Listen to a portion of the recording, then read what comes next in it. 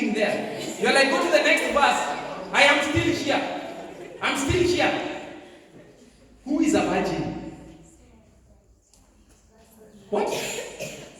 Who is a virgin? Yes. Yes. Is a lady who was not known A a man. lady. Yeah. Or the female gender that has not known a man. Yes. And a male gender that has not known a woman. Okay. So it's a vice versa. So sexually, you've not known anyone sexually. That's a virgin. Have you heard the definition of a virgin? I want it to be clear. A virgin, from what you're saying, because we are youths, let's use the word youth. A virgin is a youth who has never had sex. Did you get me? A youth who has never had sex is a virgin. Well, this sermon is being recorded, but I don't want it to be turned in that direction. Because I am asking next. Now you know the definition of a virgin. Is it clear? Because the next question is because I have to clear this first. Now it is clear. If you think you're a virgin, put up your hand. Be careful. Now think. If you think you're a virgin, put up your hand. Now that's a tough question. I know you're saying, but preacher, let's not get into people's reproductive systems. No! This is not about getting into people's reproductive system, but I'm asking you, if you think you're a virgin, put up your hand. Me, I know I'm not a virgin. There is no way I have a small child. I have a young daughter, then I'm pretending that I'm a virgin. You know I'm lying. But I'm asking you. So you're pretending like you don't? Census 1? Only one hand has gone up? Only 2 hands have gone up? You can sprout your hands, because you are thinking. You can sprout your hands. But I'm telling you something. When I was young, and I am not old. When I was young, and I'm not old. And you think I have left that question, isn't it? I've not left. I'm going to take a census until you stand for God or against God. By the way, this is not about, my virginity, my privacy. You're going to stand for God or against God. And if you've broken your virginity, you're going to start afresh with God. There's something we call secondary virginity. Secondary virginity means you broke your virginity, but now you're saying, God, I broke. But from today onwards, I'm starting afresh. I'll be a virgin until I am married. Because I know that there are some people, you broke your virginity when you are playing. You know games. You're just playing. This guy told me there's another game we've discovered. Be careful! Games that you're being taught. And we discovered another game. This game, let me tell you, it's so nice. You play like this. And then before you notice, it's like, but in this game, you have to go a little further. Just remove your clothes, I show you. But which game is this without clothes? No, just remove your clothes. We're not having sex. I'm just going to show you some other game. You know, nowadays, young people, we have games. You are still Giturai, backward. We have games. And you found yourself breaking your virginity playing games. But you have to correct it. Look at me. Don't look down. We are still going on. I know the time. I'm not worried. It's tough today. It's tough. Let's go back to the text, isn't it? The preacher comes slow, isn't it? You know, some of you are almost sweating. I can see it. You're almost sweating. You're feeling like you're trapped in this place. But relax. Even if you're trapped. Have I said something wrong? No. I've not said something wrong. In fact, I was telling you, when I was young, do you know if it was asked in church, who is a virgin? All the youths would stand up when I was young. As in that question is just asked in church, who is a virgin? People stand up. Right now you ask it in church, people are like, wait, preacher, let's not go into analyzing such things. You know, only God knows about me. But then when I was young, if a girl is not a virgin, she's ashamed. Right now, girls who are not virgins are more bold than the ones who are virgins. In fact, some of you I know are virgins, but they're even afraid of putting up their hands. They're like, no, you want people to know that I have not known a man. So you're feeling ashamed that you're the only virgin? Feel ashamed. Beloved, let them talk.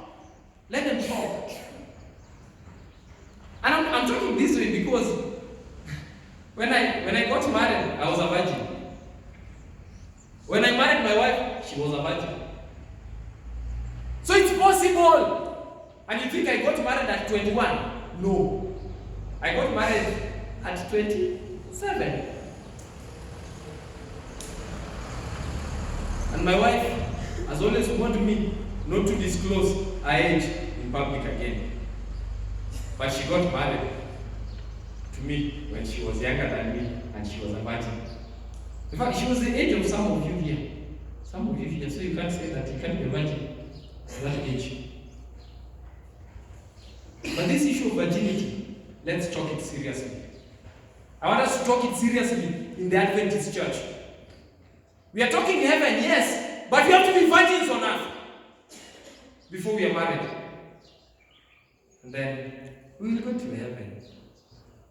But your virginity, those are not topics to discuss. You know, we just want the spirit of prophecy. Beloved, you called me, you gave me the topic, courtship. So you want me to talk prophecy in courtship?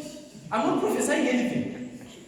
During Voice of Prophecy Sabbath, I will come and talk to you about prophecy. But today, I have to tell you that you have to be virgins before you get married. In fact, even in your courtship, do not have sex. No sex before marriage. I now declare you husband and wife. When the pastor says that, I know some of you are longing to have sex. When the pastor says that, in fact, tell people, you go to the reception. Yeah, I'm going with my wife. But before the pastor declares you husband and wife, keep off. Beloved, there are certain things, as I told you, there are certain things you can do as boyfriend and girlfriend. There are certain things you can do as fiancé and fiancée.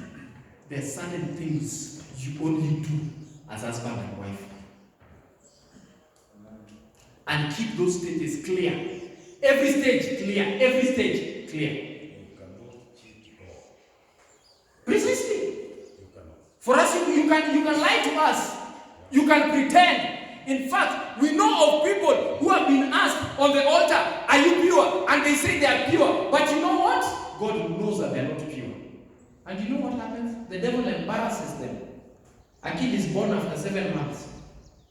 You wedded. And let me tell you, by the way, young people, some of the worst timekeepers are deaconesses. Deaconesses can keep your time. After your marriage, they start looking at your stomach. If you gain weight because of marriage, they know. But if you gain weight and a stomach, they know.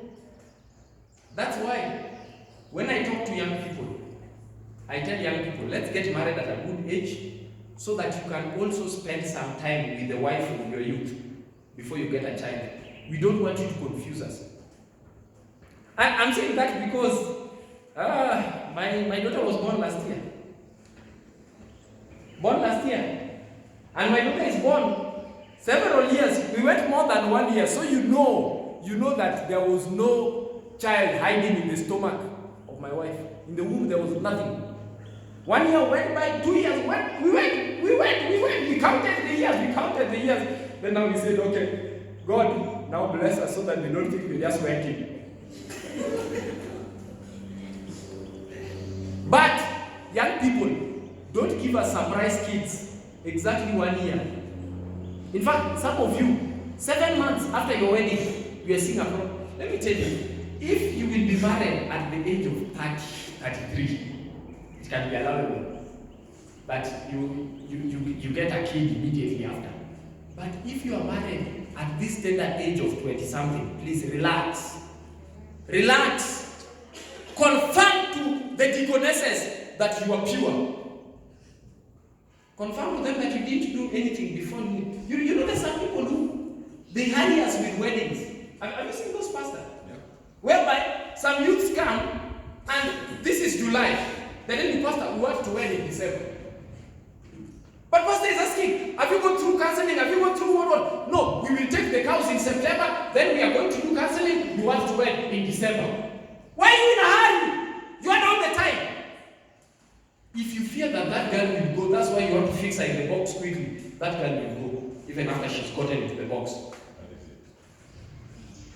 And let me tell you, I have been a best couple a number of In fact, I say best couple, not just best man. Nowadays, I insist. You want me to match in your wedding? Unless I'm matching as if I'm coming as the best man, I am coming with my wife. Because we need to show you that it's possible. And let me tell you, I've been a best couple, and I see youths nowadays. They sit down, then they come and ambush you. Chief, we want you to be our best couple. I don't even know your wife. What's her name? What's her cat? Your wife needs to talk with my wife and they exchange notes. They don't even know each other. You just come in, be our best couple tomorrow. When you want a best couple, have a best couple, let them walk the journey with you. You just can't hijack married people in church and you come be our best man. You don't hijack them. And I've seen young people, we are getting into this tendency. And that's why I'm saying we have to plan our life. Our God is a God of order. We must plan our lives well. The reason we are rushing our weddings is because we know we've messed up. So we want to cover it up. So instead of having the wedding come in December, now you're saying, Pastor, we have seen the light. We want to have the wedding in August. There's no light you've seen in having the wedding in August. In fact, let me give you a guideline. When you are going to do your courtship, the shortest time you should do your courtship, let it be 6 months. Shortest. That is shortest crash program, 6 months. And that must have been somebody you dated for a longer time. But on average, let's have a courtship that lasts for 1 year. You prepare yourself, you go for counseling. You need to be told a lot of things before you get married. Some of you just think that marriage is just wake up, tomorrow you have a suit. Beloved, a suit. Even bachelors have suits. At your gown you can go and buy and put on. Don't you see those who are marketing gowns? You think they're all married? Some of those are models. They're just posing with those gowns. So, when you're going to have your coaching, you have to have enough time for your coaching. And you have to have enough time also for your dating. But young people, I also have to remind you, I don't want you to date forever. Some of you are giving us hard time. You started dating in 2014, you're still dating. What's wrong with you? As in, what are you discovering? What are you learning? 2014, I think right now, it's not a degree. It's just dating. Even those who started their degree are almost graduating. Anyway, let's finish the story of Tamar. Amnon was vexed. You know what vexed means? He was pained. Has somebody ever loved you until you feel the pain? Or have you ever loved somebody until you're feeling the pain? Huh? They are starting now. Oh, they're starting to have such kinds of things. As in, you love somebody until you are feeling the pain. Ask yourself, is this normal? Is this normal? I love you until, I don't know. I'm just feeling sick if I'm not with you. What? That's going to be serious. If you're feeling sick when you're not with this guy, come and do your wedding quickly. Because you may be having the medication. You know, we don't know. You may be the one having your medicine. So come do a wedding so that you go with your medicine. I'm feeling sick. And listen, the Bible says, and Amnon thought it hard for him to do anything to her. But Amnon had a friend whose name was Jonadab, the son of Shimeah, David's brother. Jonadab was a very subtle man. Show me your friends, and I will tell you who you are. Choose your friends wisely. Amnon had a friend who was very subtle. Do you know what that means? You know, some of our friends are the ones who confuse us. And that's why I say, if you have a challenge, consult with the elders. Don't consult with your friends. Young people are consulting with their friends. So you want to go consult with him and he was dumped last week. What do you think will happen to you? You'll be dumped. Go consult with pastor. Pastor was dumped. But afterwards, got a wife. So go and consult with him because he has experience of both how to get and retain and how to get and lose. He has both. You are consulting with losers, those who constantly lose. Have a boyfriend left, girlfriend left. Have you heard my sister? Have you heard me? Don't consult with those who are being damned. Maybe something because I'm around with them. That's why they're insisting when you want to get a best man and a best lady, the whole district will prefer you to get somebody who has been married for more than 5 years. Why? When you get a man who married last year, what does he know? He knows nothing. When you get a best lady who got married just 1 year ago, what does she know? Nothing. So when we insist, sometimes you become so tough to my elders. Pastor, this one is not telling us the truth. No. What we need is the experience. Somebody who has been married for a long time is able to tell you no, where no deserves. He is able to tell you, you cannot do this. But somebody who married last year, you want the same person to be your best man. What does he know? Nothing. That is the reason. And I'm happy you mentioned that. Continue. Thank you very much. Thank you for the addition. And beloved, I want us to take these things very seriously. As I like making it look light, you people, you told me to come here. I have really tried to come here. Now let's not waste each other's time. Tuheshimiane. Sawa, tuheshimiane. Don't waste my time. That you put me here talking these things, serious things. Then tomorrow, Evangelist, how are you? There's a youth you spoke to. That youth has decided right now that he's pregnant. She's pregnant. So Evangelist, pray for her so that the pregnancy goes to full term. Evangelist will pray, but you've had broken us. You make it painful. Beloved, this is not entertainment. But there's a difference between a sermon and a motivational speaker. Here I've not come to do motivational speaking. I'm speaking things that are meant to give us eternal life. That's why you see I'm this serious. And by the way, I know you may be thinking, preacher, you're making life difficult for us. But again, I tell you, next time, choose a simpler theme, okay? Choose a simpler theme. Choose a theme like love. So that you can even accuse me, preacher, the way you're preaching, you don't look like you love us. Just talk love. But when you say dare, now I'm daring. And listen to the story in 2 Samuel chapter 13. He had a friend. Now, the friend you choose matters a lot. The friend you choose can give even the wrong pieces of advice. And this friend who we had, I want us to look at the friend. My brother, I'm not going to spare you. I won't move much. Just leave it there. I've noticed that I'm really harassing you. One moment I'm there, the other moment I'm this side. But beloved, at times containing chief is tough. But I'm trying now. Now, let me be disciplined. Here.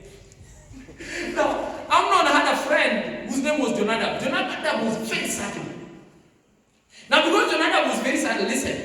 He said unto Amnon, why art thou, being the king's son, lean from day to day? Wilt thou not tell me? Listen to that.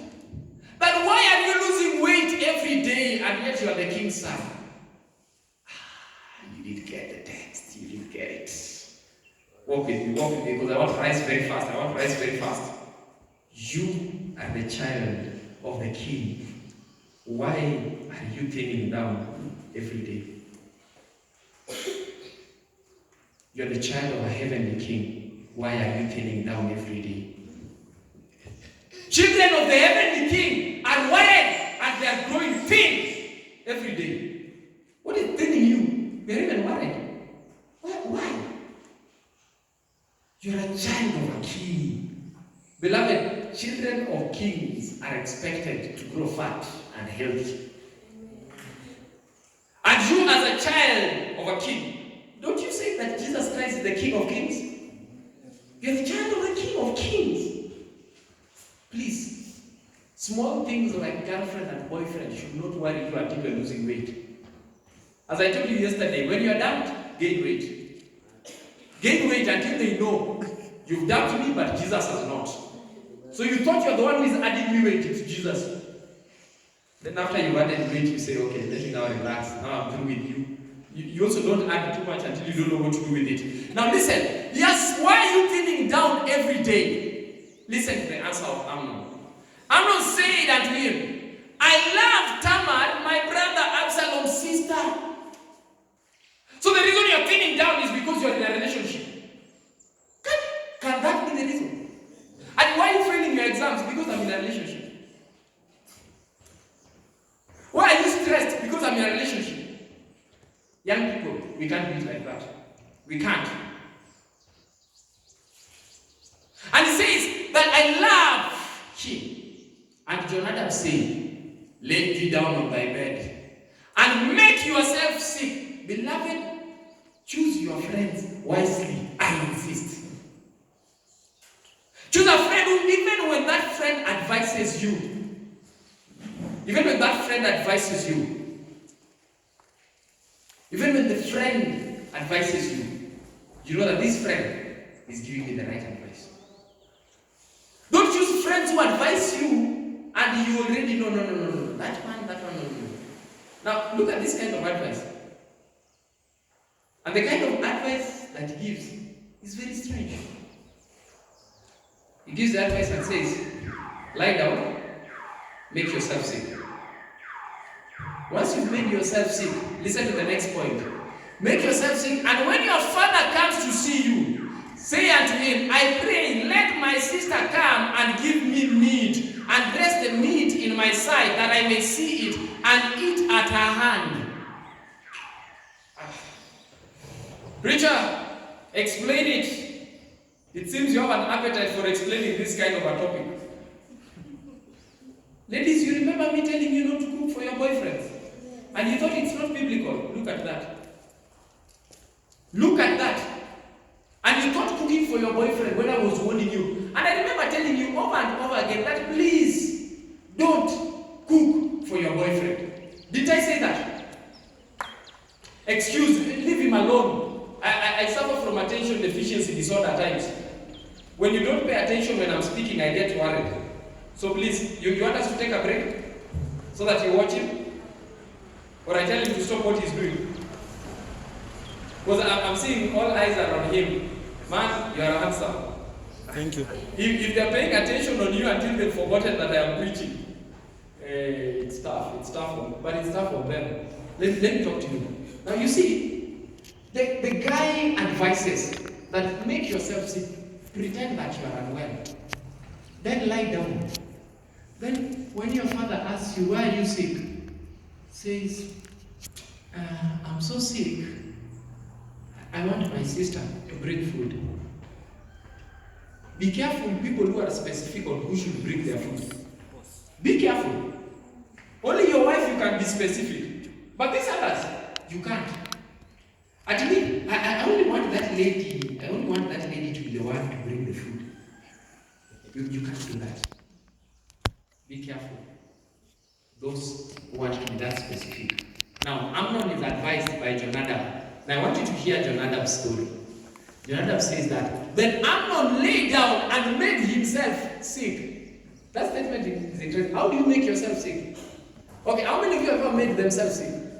Do you know it is possible? You can just sit like this. Start thinking that you're sick. Start thinking that you're sick until you become sick. And Jonadab told him that make yourself sick. He sat there. Let me tell you. Do you know there are some people, they go to the hospital, wanapima malaria, negative. Typhoid, negative. Pneumonia, negative. All negative. HIV, negative. Everything, cancer, negative, but you're sick. He made himself sick and he stayed there. He was unwell. And when he made himself sick, listen, the Bible says, when the king came to see him, Amnon said to the king, I pray thee, let my sister come and make me a couple of cakes in my sight that I may eat at her hand.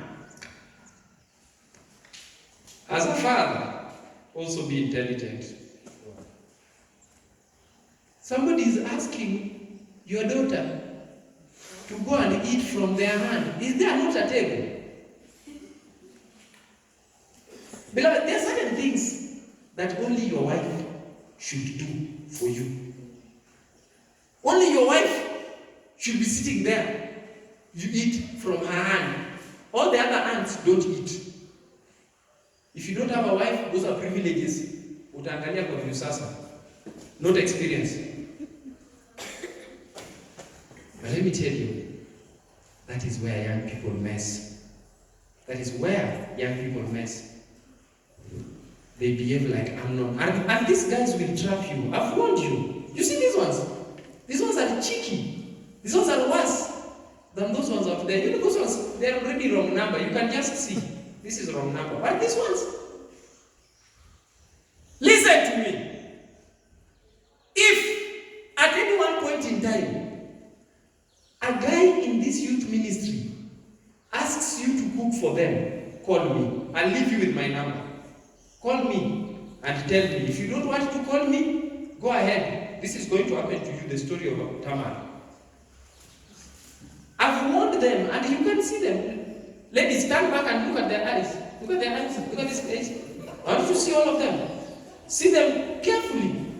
See each and every one of them. Look at their faces. So that next time he wants to eat from your hand, tell them no. That's wrong. Tell them I know where this thing is leading. It's a sexual advance. In fact, listen. It says, then David sent home to Tamar and said, go now to thy brother Amnon's house and dress for him meat. Ladies, don't go to the house of Amnon to cook for him there. If you have to visit your boyfriend, go with the youth ministry. And don't go with the cheeky ones in the youth ministry.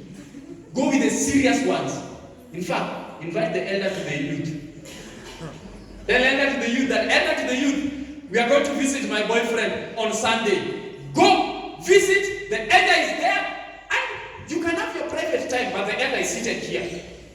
Just talk what you want to talk. But the elder is seated here. When it is time to leave for your matatu, then the elder remains there for devotion, to set his mind in order. Then the elder also leaves.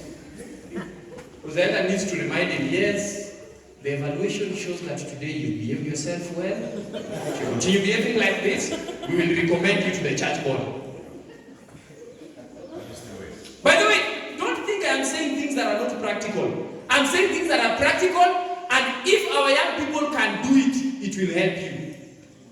If you don't want to apply it, which world are you living? Aki preacher, are those things possible? You want us to stay single for life?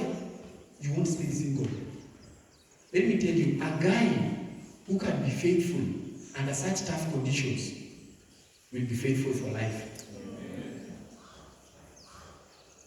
Amnon stays in his house. Tamar comes. Then listen. So Tamar went to her brother Amnon's house, and he was laid down, and she took flour and kneaded it and made cakes in his sight and did bake the cakes. Up to that point, there is still nothing so bad. Making cakes when somebody is looking at it is not bad. But some cakes are a trap. Ladies, I know you like cakes. I know you. Cakes and chocolates are your weaknesses. Some of them are traps. And look at this. It says, she took a pan, poured them out before him, but he refused to eat. And Amnon said, have all the men out from me. As if the men are interfering with your appetite. Beloved, let me tell you, there are certain things, there are certain indications. In as much as Tamar was raped, but Tamar also played with fire. When you hear a guy summoning all men to go out with the men. Pretend like you also don't know. Pretend like you're also a man. He can't tell everyone to go out, then you remain there. In fact, I like telling young Adventist boys and girls that you know what? Even Bible study has its times. You can't be doing Bible study at 1:30 a.m. in your boyfriend's house. Beloved, even if you are doing 2300 days prophecy, 490 years prophecy, even if that is what you are doing, I have a problem with you. That's what the Bible says in the book of 1 Thessalonians. Abstain from every appearance of evil. Listen, 1:30 a.m., you've not done anything. You've not slept with that guy, but that is an appearance of evil. You walk from that house at 1:30 a.m. Listen, you will have a lot of explanation to convince us that you didn't sleep. In fact, you have to leave the door open, you have to put all the lights on, and we have to see you. And even those Adventists who saw you will say that, we saw you, but when I dozed off like this, you can that's something. So 1:30 a.m. you can't be together, even just for Bible study. That's why I tell you, are careful. When you hear that the youth have organized for Acacia, we are careful. We are careful. Even if I am tired, I want to attend. So that I help you. Some youths, they come for Acacia and they lack respect. Lack respect. In the house of the Lord, and you are misbehaving instead of praying. Then you are asking, oh, I am 30 years, I have not been married. Because when you are 22, you are misbehaving in the house of the Lord. Now you're being punished. Anyway, I will not say that you're punished when you are that old. Now listen. She said, send everyone away. And they went out, every man from him. And Amnon said unto Tamar, bring the meat into the chamber. Hey. Now, you sent everyone away. Then I am in the bedroom. Bring the food in the bedroom. No, sick people don't talk like that. If you are sick, you don't determine who should bring the food where. I can only have an appetite if that food, I'm eating it from the hand of Tamar. So bring the food into the chamber. And listen, the Bible says, bring the food into the chamber, that I may eat of thine hand.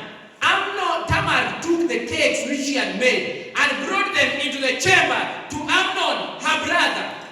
And when she had brought them unto him to eat, he took hold of her and said to her, come, lie with me, my sister. Don't think that he didn't know. He knew. And let me tell you, there's nothing as pathetic and painful as some youth here getting hold of the hand of a sister in Christ and saying, come lie with me. It's painful. I've told you, it's painful. And he said that, come lie with me, my sister. And my sister said, and listen, and she answered and said, nay, my brother, do not force me, for no such thing ought to be done in Israel. Do not do this folly. When you start lying with your sister, you're doing a foolish thing. Such a thing has not been done in Israel. But what is happening in the church right now? What is happening in the Israel of God right now? Everyone is doing it. Such a thing is foolish and should not be had in Israel, even today. And as you read the text, it goes ahead to say, and I, whither shall I cause my shame to go? That is painful. Listen, Tamar is asking, okay, now you are insisting, but where will I cause my shame to go? Young men in the congregation, how are you? Men, say amen. Amen. Say a loud amen. Amen. Let me tell you something, man. Where will the ladies take their shame? You know why when I was asking for virgins, some people found it easy to describe virginity based on ladies. Do you know why? Because it seems the litmus test for virginity can easily be seen and tested for ladies. Because the men will say, but I'm not even pregnant. So you make somebody pregnant, come to church, you pretend. You pretend so much. But I'm not even pregnant. And that is the biggest challenge. Where will these ladies take their shame? Tell me. Young men, tell me. Where will the ladies take their shame? After you've impregnated them, where are they going to go? It's interesting that there is no guy who wants to marry a lady who has a child. But they want to give children. They want to give children. And that means giving children. Children number 1, number 2, number 3, number 4. In fact, you look like you have a sample everywhere. Sample. Every church there is a kid who looks like you. Kid who looks like you. But you, when you want to get married, you are saying, we are the virgins. We want virgins. You know the ladies nowadays, you cannot trust them. We want virgins. But you, let me tell you, if you want a virgin, be a virgin. And whoever is your friend must also remain a virgin. You don't break people's virginity, then you want a virgin. Where will I take my shame? And when she has and listen, she said this. As for you, you shall be one of the fools in Israel. That's tough.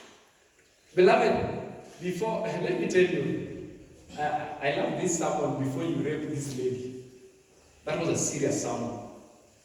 Before Amnon raped Tamar, Tamar gave a serious sermon. Point number 1, where will I take my shame? Point number 2, you will be the worst fool in Israel.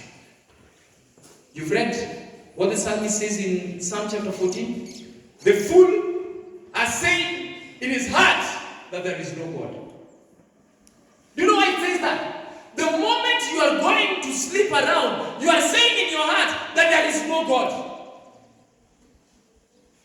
It means in your heart, you are saying that God, I know you spoke and said thou shalt not commit adultery. You spoke and said flee fornication, but God, I don't think you exist. Those are your own things. You don't exist. So the moment you're going to do this thing in Israel, you are a fool. And you're a fool not because you are failing your exams. By the way, fools don't fail exams. Fools are not those who fail exams. They are those who say that there is no God.